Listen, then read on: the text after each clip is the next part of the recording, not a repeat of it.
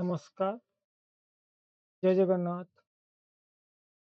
ମୁଁ ସିଦ୍ଧାର୍ଥ ସାଗର ଭଗତ, ଜ୍ୟୋତିଷ ଓ ବାସ୍ତୁ ବିଶେଷଜ୍ଞ। ଗତ 10 ବର୍ଷରୁ ଅଧିକ ସମୟ ଧରି ମୁଁ ଲୋକଙ୍କୁ ସେମାନଙ୍କ ଜୀବନ, ଭାଗ୍ୟ ଓ ଗ୍ରହ ଦୋଷ ନିବାରଣ ପାଇଁ ମାର୍ଗଦର୍ଶନ କରି ଆସୁଛି।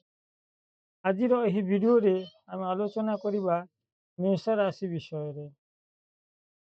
ମେଷ ରାଶିର ଅଧିପତି ଗ୍ରହ ହେଉଛନ୍ତି ମଙ୍ଗଳ। ତତ୍ଵ ଅଗ୍ନି ତତ୍ଵ, ସ୍ୱଭାବ ଚର ରାଶି, ଲିଙ୍ଗ ପୁରୁଷ ଓ ସକାରାତ୍ମକ। ଦିଗ ହେଉଛି ପୂର୍ବ ଦିଗର ଅଧିପତି। ବିସ୍ତାର ତାଙ୍କ 0 ଡିଗ୍ରୀରୁ 30 ଡିଗ୍ରୀ ପର୍ଯ୍ୟନ୍ତ। ମେଷ ରାଶିକୁ 3ଟି ନକ୍ଷତ୍ର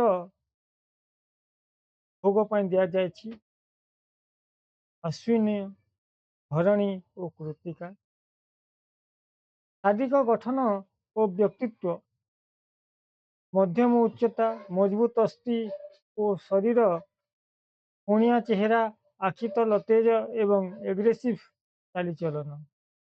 ଅଗ୍ନିତତ୍ତ୍ୱ ଓ ଚରରାଶି ହୋଇଥିବାରୁ ଏହି ରାଶିର ବ୍ୟକ୍ତିମାନେ ଉତ୍ସାହୀ, ସାହସୀ ଏବଂ କାର୍ଯ୍ୟକ୍ଷମ ହୋଇଥାନ୍ତି।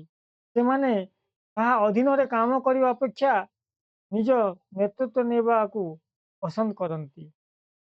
ନିଷ୍ପତ୍ତି ନେବାରେ ଖୁବ୍ ଶୀଘ୍ରତା ଦେଖାନ୍ତି, ଯାହା ଫଳରେ କେବେ କେବେ ନିଷ୍ପତ୍ତି ମଧ୍ୟ ଭୁଲ ହୋଇଯାଏ।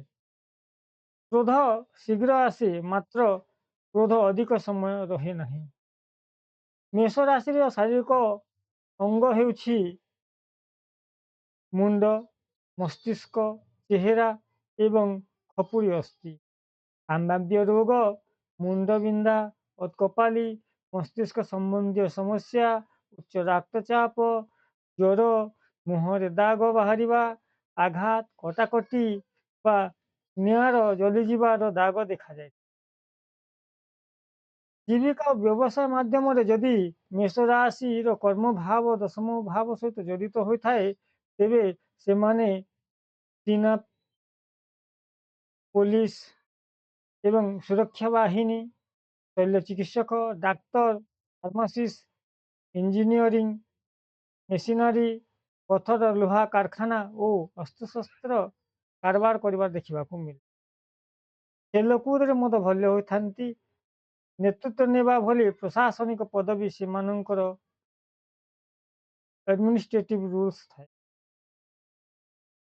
ପ୍ରଥମ ଭାବ ଯଦି ଲଗ୍ନ ମେଷ ରାଶିରେ ପଡ଼େ, ତେବେ ବ୍ୟକ୍ତି ଆତ୍ମକେନ୍ଦ୍ରିକ, ସ୍ୱାଧୀନଚେତା ଏବଂ ଦ୍ରୁତ କାର୍ଯ୍ୟକାରୀ ହୋଇଥାନ୍ତି। ଭାବସ୍ୱାମୀ କେବଳ ରାଶି ଅପେକ୍ଷା ଉପନକ୍ଷତ୍ର ପ୍ରତି ଯେଉଁ ଭାବର ସୂଚକ ହେବେ, ସେହି ଭାବ ଅନୁସାରେ ଫଳ ସୁନିଶ୍ଚିତ ଦିଅନ୍ତି। ମଙ୍ଗଳର ସ୍ଥିତି: ମେଷ ରାଶିର ପ୍ରଭାବ ଶୁଭ ହେବା ପାଇଁ ମଙ୍ଗଳ ଏବଂ ଏହାର ଉପନକ୍ଷତ୍ର ସ୍ୱାମୀ 6, 8, 12 ଭାବ ସକାରାତ୍ମକ ଭାବର ସୂଚକ ହୋଇନଥିବା ଆବଶ୍ୟକ। ନମସ୍କାର, ଆଜି ପାଇଁ।